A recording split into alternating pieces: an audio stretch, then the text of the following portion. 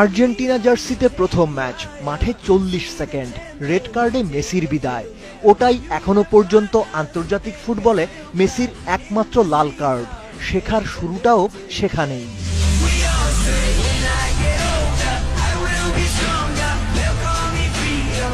কেনানের গানের মতোই সময় আর বয়স দিনকে দিন লায়নেল মেসিকে আরও পরিণত করেছে।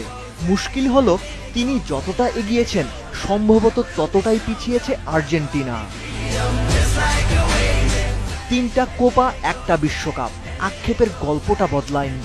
কেন এই ব্যর্থতা?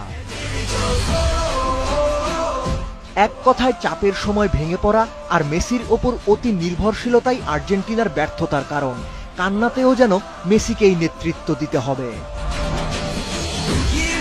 গত 5 বছরে স্কাই হোয়াইটরা কখনো টিম হয়ে খেলতেই পারেনি।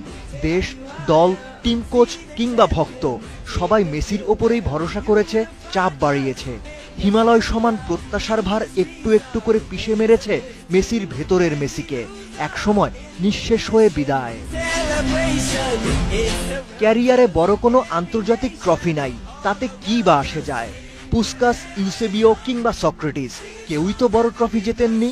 তাতে তো ওদের গ্রেট হওয়াটাও আটকায়নি। তাহলে মেসির গ্রেটনেস কেন ট্রফির মানদণ্ডে মাপতে হবে?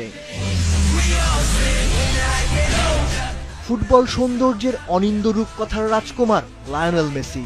বিউটিফুল গেমের পতাকা তো মেসির জন্যই মাথা নত করে, শ্রদ্ধায়, ভালোবাসায়। তাই তো মেসিদের বিদায় নয়, ধন্যবাদ জানাতে হয়। দেবচৌধুরী, ৭১।